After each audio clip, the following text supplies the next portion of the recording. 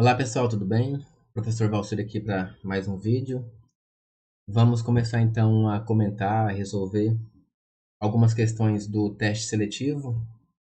Essas questões são da parte específica de matemática, né? Foi um dos testes seletivos mais assim difíceis, né, que teve aí nos últimos tempos da Banca Selecom. Mas vamos tentar resolver, esclarecer alguns problemas da melhor maneira possível, ok? Então hoje aqui vamos começar com o problema de número 21. Problema que envolve não só noção de função, né, principalmente na parte que toca sobre funções injetoras, bijetoras, sobrejetoras, mas noção também de análise combinatória, né, que é a estratégia que eu utilizei para estar resolvendo esse problema. Ok? Então, vamos aí para a solução. O problema começa assim. Considere dois conjuntos A e B, respectivamente, com 5 e 6 elementos. A quantidade de funções não injetoras de A em B é igual a. Então, temos aqui várias alternativas. Ele pede as funções não injetoras.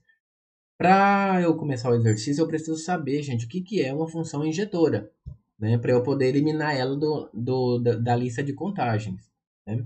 Então, uma função injetora, vou dar uma ideia aqui para vocês. Vamos supor aqui que eu tenha aqui um conjunto, né? Vamos supor o conjunto A definido por alguns elementos. 1, 2, 3 e 4. Só um modelo. E tenho aqui um outro conjunto, vou colocar aqui do lado. Vou chamar ele de conjunto B. E vou pôr aqui alguns outros elementos. 5, 6 e 7 e 8, por exemplo, né? Então, o que é uma função injetora? Para ser uma função injetora, eu vou ter que ficar de olho aqui nos elementos do contradomínio, em particular com as imagens, né? Elementos do contradomínio são todos os elementos que estão dentro do conjunto B. Imagem são todos aqueles elementos aqui, ó, nós já chamamos de elementos f de x, que tenha o seu correspondente lá no conjunto A, né? O ponto de partida, que é o conjunto domínio. Então, por exemplo, 1 está associado com 5. Então, observe que os 5 eles têm apenas o número 1 como representante aqui no domínio. Por exemplo, se eu colocasse assim, ó, 2 indo para o 5, continuaria, né, no critério de função, mesmo que eu terminando de preencher aqui, ó, só para lembrar que função, para ser função, cada elemento do conjunto domínio, né, do conjunto A, tem que estar associado a apenas um único elemento no conjunto do contradomínio, né? Então, todo elemento aqui tem que ter um representante lá. Por exemplo, o número 1 tem o 5, o número 2 também tem o 5, o número 3 tem o 6, o número 4 tem o 7. Então, uma função é, mas será que é injetora? Para ser injetora, cada elemento aqui do conjunto do contradomínio, no caso, cada elemento que é uma imagem que recebeu a flechadinha, ele tem que ter apenas um lá no domínio. Então, observe que o 5 aqui, ó, ele está associado com o número 1 e também está associado com o número 2. Então, nesse caso, não é uma função, não é uma função injetora, tá? Para ser uma função injetora, deveríamos, o nosso desenho estar mais ou menos assim, ó. Assim, isso aqui seria uma função injetora. Mesmo que tivesse, por exemplo, aqui, ó, o número 9, não tem problema. No conjunto A, que é o domínio, não pode sobrar ninguém, mas aqui, se sobrar, não tem perigo, não. Tá? Então, isso aqui que eu coloquei na tela é uma função injetora, mas o que ele quer são as funções não injetoras. As funções que seguem essa característica aqui, ó. Por exemplo, isso. Né? Pode até ter as três numa só e uma outra aqui, ó, no 7. Né? Então, isso aqui é uma função que é uma função e ela é uma função não injetora. Né? Ela entra em outra classificação. Tá bem? Então, o que nós vamos fazer aqui, pessoal, para estar resolvendo agora que a gente já sabe o que é a função injetora e que é uma função não injetora. Então, a primeira coisa que nós vamos fazer é o seguinte. O enunciado da questão, ele nos diz que, vamos lá fazer a leitura. Ele nos diz que no conjunto A tem exatamente 5 elementos, enquanto que no B tem 6 elementos. Então vamos aqui, ó. Vou fazer as bolinhas para representar os elementos. Aqui vai ter, então, um elemento, 2 elementos, 3 elementos, 4, 5, né? Enquanto que aqui no outro conjunto ele diz que tem que ter 6. 1, 2, 3, 4, 5, 6. 6 elementos. Então, o que nós vamos fazer no nosso problema? A primeira parte, vou chamar aqui primeira parte, nós vamos calcular todas as funções possíveis de A em B. Por quê? Se eu calcular todas as funções possíveis de A em B, depois o que eu faço? Depois eu retiro as funções que não são injetoras. Aliás, eu retiro as funções injetoras. Então, o que sobra são funções não injetoras. Tá? Então, vamos calcular todas as possibilidades. Como que nós vamos fazer a estratégia aqui, pessoal? Aqui já entra, né, a questão lá da análise combinatória, em particular o princípio fundamental da contagem, que é o PFC, que é uma estratégia boa para você fazer, então, aqui agrupamentos, né? Seria como se fosse arranjos. Então, como que nós vamos fazer? Ó, observe que esse primeiro elemento que eu vou destacar aqui, ó, ele pode estar associado a esse primeiro elemento, né?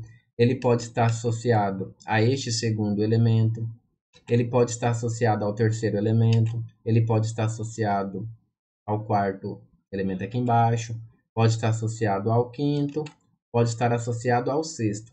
Então, observe que esse primeiro elemento, ele tem exatamente, esse primeiro elemento ali, ó, ele tem exatamente 6 possibilidades, né, de escolha. Então, 6 possibilidades para ele. Agora, vamos analisar aqui, ó, o segundo elemento que eu vou destacar de outra cor. Destacar de amarelo. Então, esse segundo elemento aqui, ó. Lembrando, estou testando todas as combinações possíveis.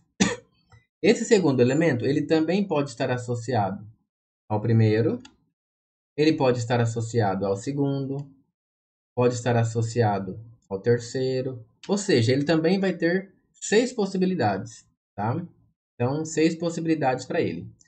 Então, galera, isso vai ocorrer para os outros também, né? Então, esse daqui, ó, tem 6 possibilidades. Esse outro aqui de baixo também tem 6 possibilidades, né? Todos os 5 elementos terão 6 possibilidades de escolha. Então, isso aqui é o total de funções que existem. Então, aqui, na verdade, pelo princípio fundamental da contagem, pelo PFC, nós vamos ter um total de 6 elevado ao 1, 2, 3, 4, 5. 6 elevado à quinta potência. Então, é claro, no dia da prova você vai ter que fazer essa multiplicação aí. 6 elevado à quinta potência. Pode aí multiplicar os 3 primeiros, depois multiplicar só mais 2. Mas depois de você efetuar os cálculos, você vai chegar que o total é 7.776. Então, isso daqui, ó, são os casos possíveis, né? Vou pôr aqui, ó. Todas funções possíveis. Certo? Então, aqui dentro entra as funções injetora e entra também as funções que não são injetoras, tá? Então, o que nós vamos fazer agora na segunda parte? Então, na segunda parte, nós vamos listar aqui no gráfico apenas as funções que são injetoras. Por quê? Porque a minha intenção é retirar as funções que são injetoras, então vai sobrar somente as funções que não são injetoras. Então, vou escrever aqui, ó. Segunda parte, vamos calcular todas as funções injetoras.